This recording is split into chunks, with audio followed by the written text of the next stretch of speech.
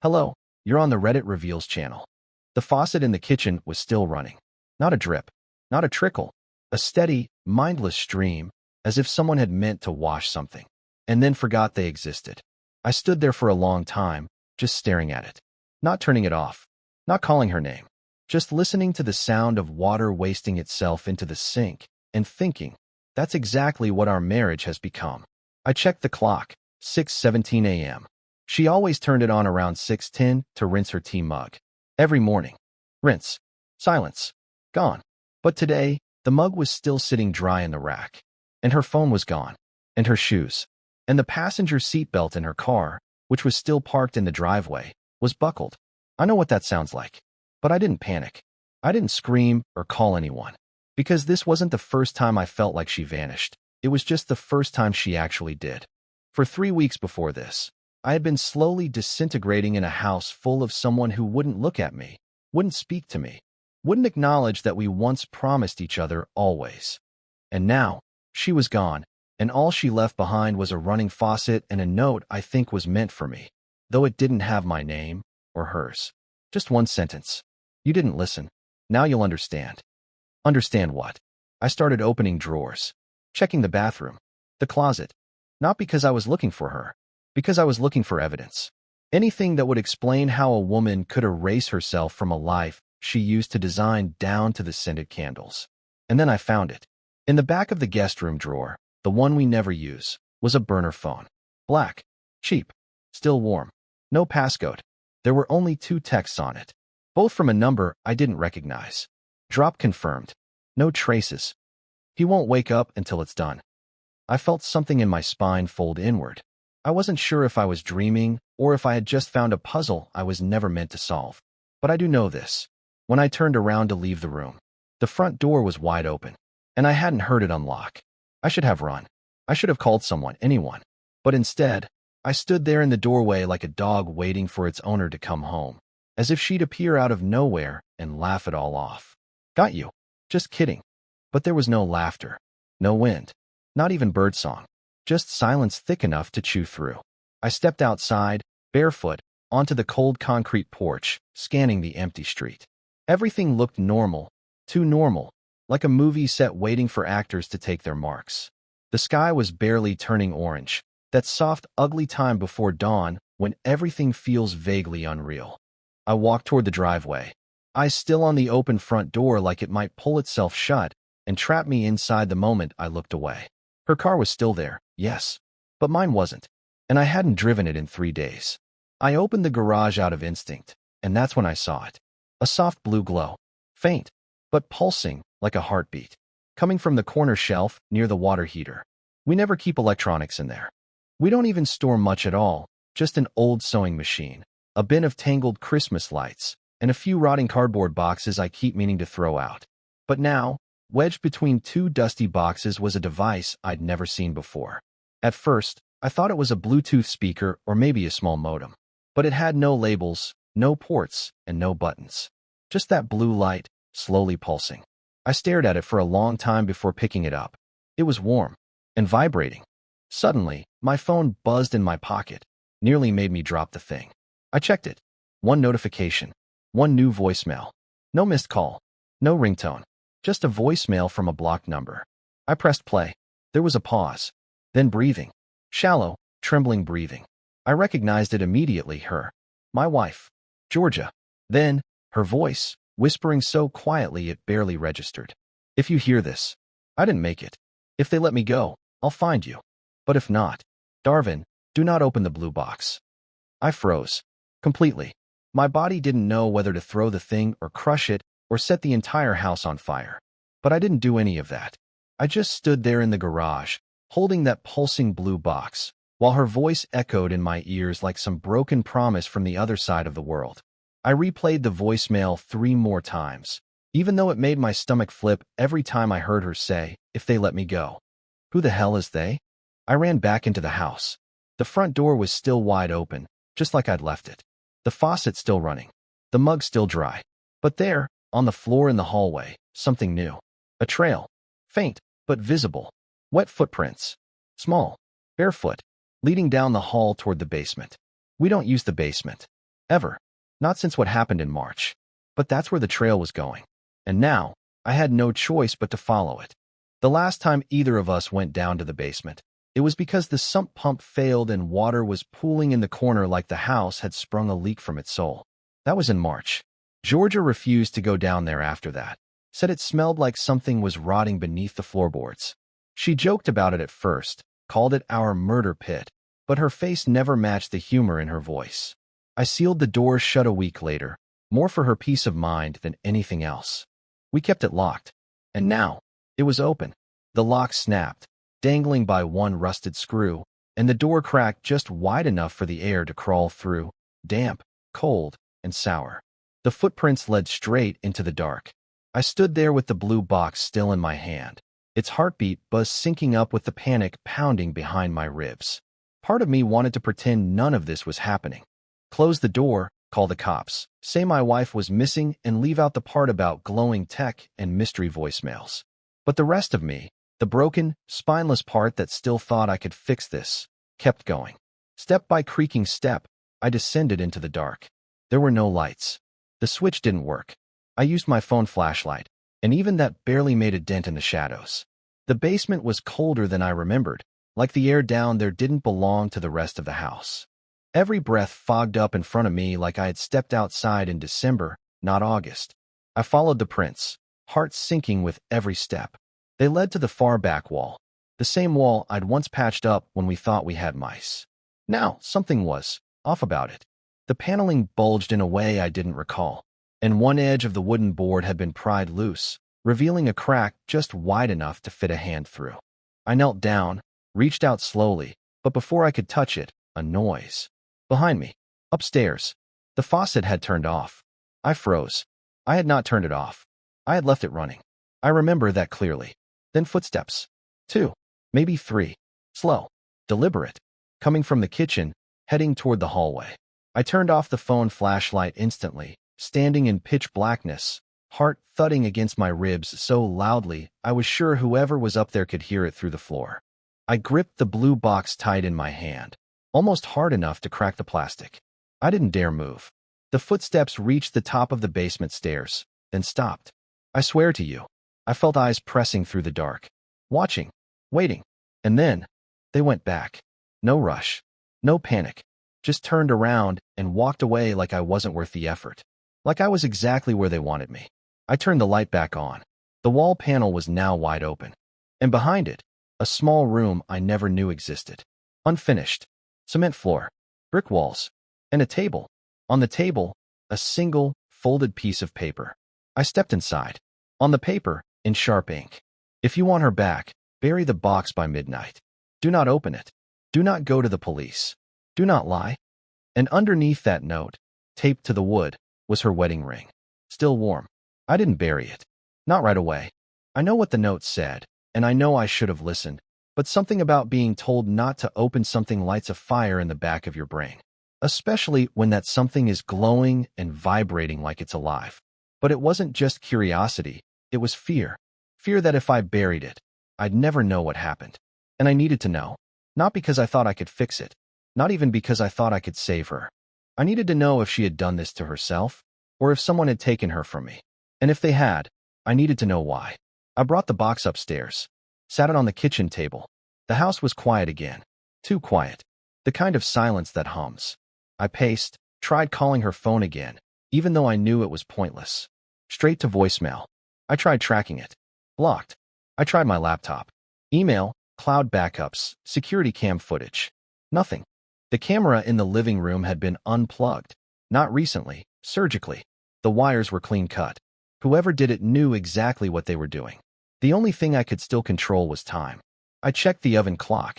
8:42 p.m. I had barely 3 hours to decide whether I was going to follow their instructions or blow everything wide open. That's when I noticed something new. On the side of the blue box, right along the curve where I hadn't looked closely before, was a pinhole. A mic? A needle? I don't know. But it was tiny, like something meant to insert, or maybe extract. Next to it was a faint circle, barely visible unless the light hit just right. A fingerprint reader? My stomach dropped. This thing, whatever it was, it had scanned me, and I had just carried it into the heart of the house. I grabbed a pair of rubber kitchen gloves and slid it into a metal mixing bowl, then shoved it into the microwave. Not to cook it, just to contain it. Shield it. Something. Anything. I wrapped the whole thing in foil. Taped it shut with duct tape. It sounds ridiculous now, but in that moment, it felt like strapping a bomb. Then the power cut out. All at once. The lights. The fridge. My laptop screen. Even my phone lost signal, like the world outside just folded in on itself and left me floating in blackout. And from inside the microwave, light. That same soft blue glow. Like it was laughing at me. Then, the faucet turned back on. I ran to the sink. No one there. No movement.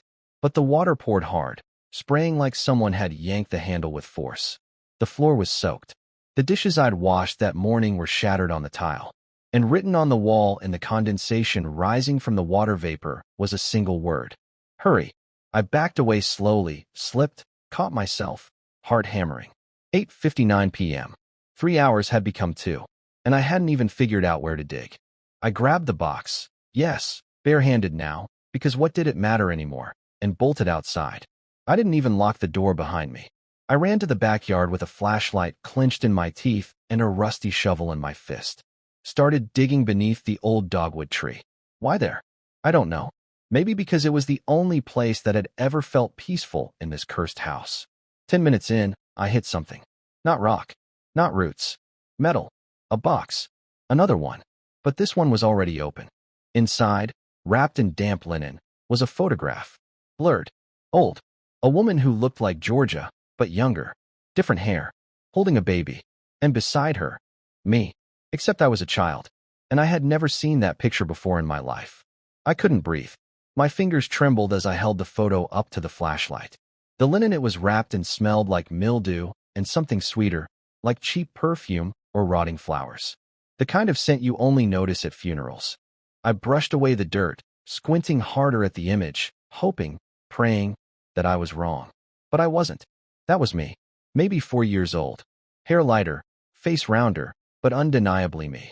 And Georgia, or someone who looked too much like her, standing behind me, smiling in a way she hadn't smiled in years. Maybe ever. The kind of proud, motherly smile you only give something that belongs to you. My stomach turned. It made no sense. I met Georgia when I was 24. At a mutual friend's Halloween party. I was dressed as a failed astronaut. She was wearing antlers and drinking red wine from a mason jar. We talked about horror movies and pretended we were too good for karaoke, then sang Total Eclipse of the Heart like drunken idiots.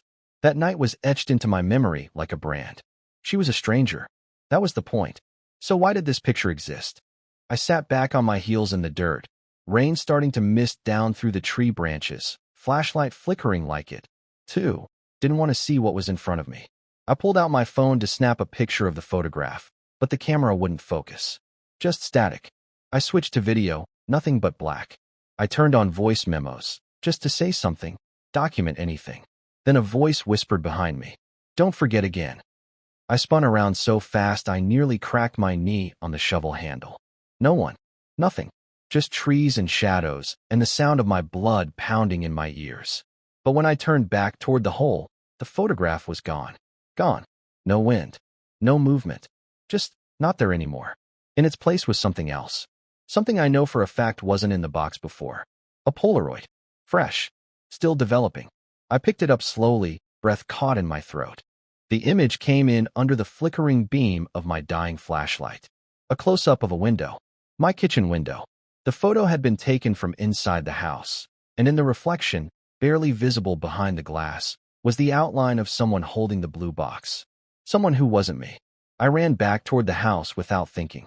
Shoes soaked, heart pounding. The front door was still open. The microwave was still humming with faint blue light leaking from every seam. Like the thing inside was glowing harder now, feeding on everything I'd touched. The air felt heavier, like the house was full of wet static. I stepped inside and called out her name. Georgia. Nothing. But then something moved. Not footsteps. Not voices. Just the shadows. They shifted, stretched, pulled themselves along the walls like they were watching me. And there, on the hallway floor, something new again. A scrap of torn paper. In the same sharp handwriting as the basement note. Memory is a privilege. You used yours wrong. Suddenly, It wasn't just the box I was afraid of. It was the possibility that this entire house, this entire marriage, had been a lie I agreed to without reading the fine print. Because what if I hadn't forgotten? What if someone had erased it? And what if the box was starting to put it back? It was subtle at first. A crooked picture frame on the wall that was suddenly straight. A lamp that was off when I left the room and on when I returned. The salt shaker moved to the wrong side of the stove. Tiny things. Things you could shrug off as forgetfulness or stress if you weren't already unraveling. But I was. I was peeling apart layer by layer, and every little shift in the house felt like it was mocking me for pretending I had ever been in control. The box still hummed inside the microwave, glowing now like a living thing. Faint pulses syncing with the headache throbbing behind my eyes. I had stopped checking the time. Midnight felt irrelevant now. The timeline had slipped into something else entirely, something elastic. Warped. I tried calling someone.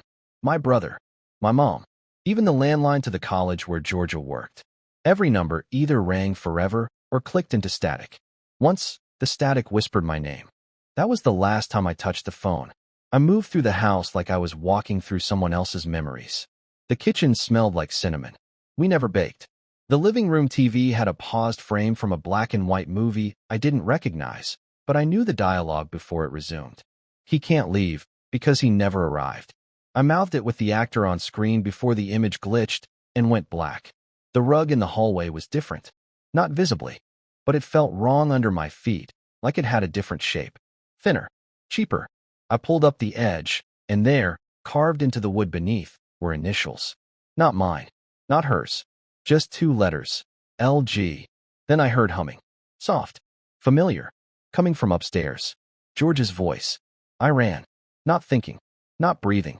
2 steps at a time, hand grazing the railing like a lifeline. The door to our bedroom was half open. Warm light spilling out across the hallway floor. And that voice, hers, humming the same off-key lullaby she used to sing to the cat when he was sick. But when I pushed the door open, the bed was made. No one was there. Just the hum of electricity and the faintest imprint of a body on the duvet. And something new on the pillow. A cassette tape, labeled in the same sharp handwriting. Before the switch. I didn't have a cassette player. Who does anymore? But I knew exactly where one was. In the attic. Among the junk we'd never unpacked from her old apartment. I hadn't been up there in years, not since the raccoon incident. The pull string creaked like it hadn't been touched in a decade. I climbed slowly, flashlight beams slicing through the thick dust. The attic wasn't how I remembered it. It was cleaner. Organized. Labeled bins lined the walls, sorted by color and date. Some marked with years that didn't exist, 1973, 1998, 2029. I opened the bin labeled Ours and found it instantly. A pink plastic cassette player with a sticker of a strawberry on it.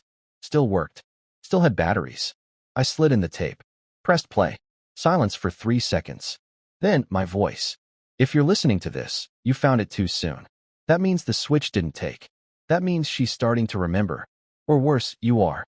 Then George's voice, layered under mine. A whisper, repeating over and over. Don't trust the memories. Don't trust the mirrors. I dropped the player. It didn't break.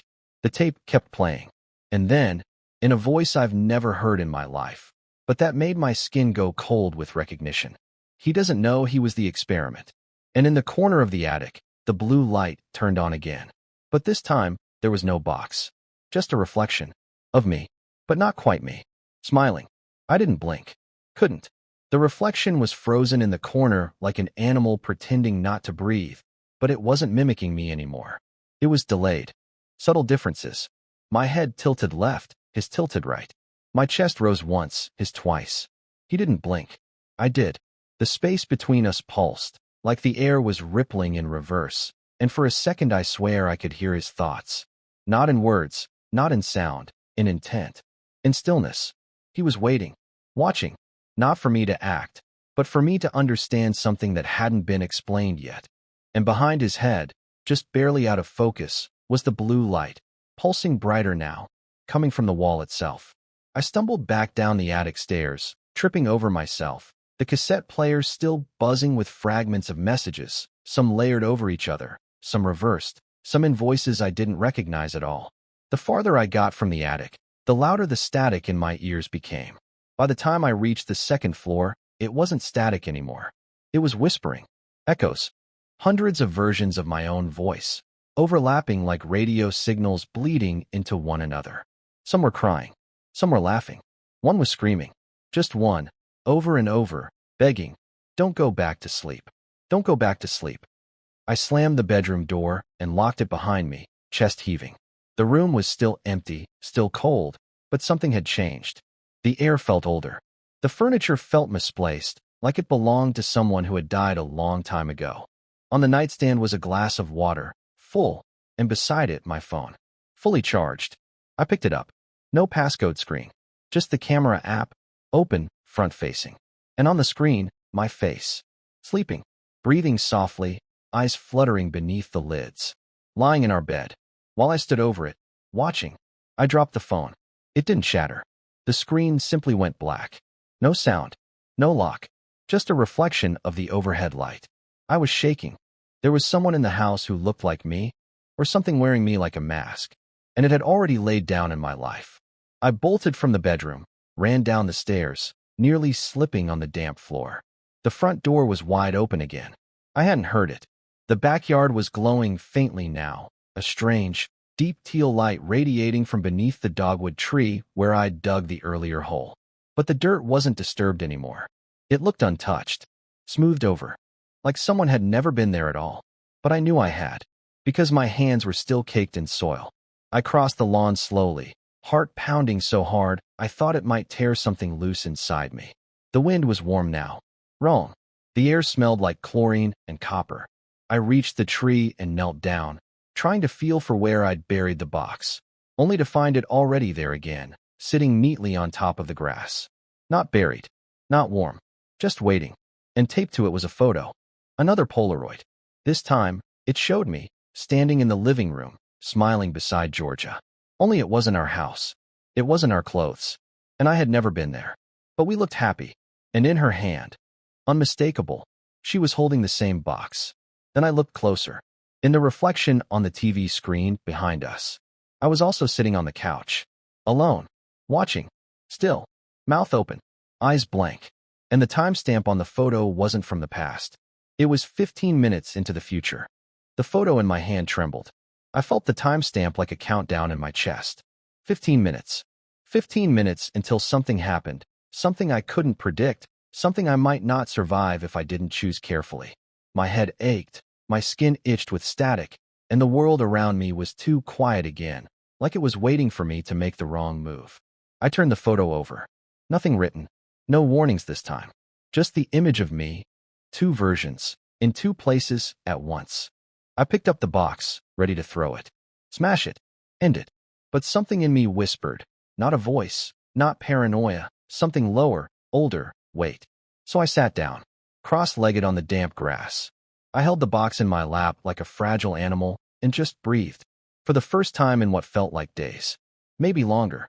My mind drifted, unintentionally, back to a memory I hadn't thought of in years. Sitting in the middle of a blanket fort. Georgia beside me. Flashlight in her mouth. Reading from a book we made up together about a man who lived two lives in two worlds and couldn't remember which one was real. We laughed so hard we knocked the whole thing down and blamed the cat. It was a silly story, but she called it us for some reason. This is how we feel most of the time anyway, right? She said. Like we're both here and not here. And that's when it hit me. What if the problem wasn't that I didn't remember? What if the problem was that I was remembering too much? I looked back at the house. The front door still open. The lights flickering inside.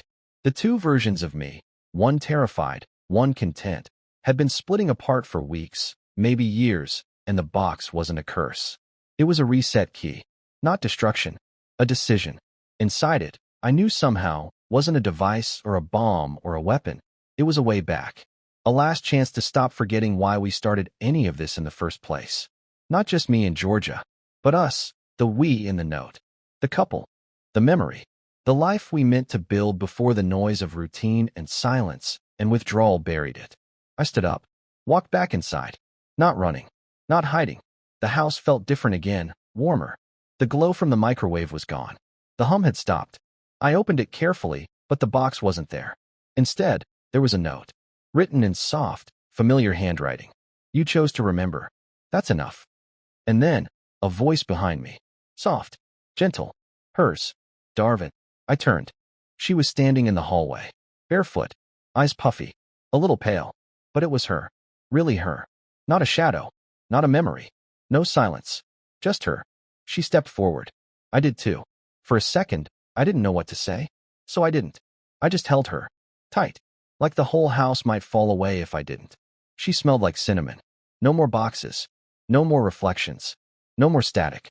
Just us. Two people who forgot how to hold on. And finally, remembered.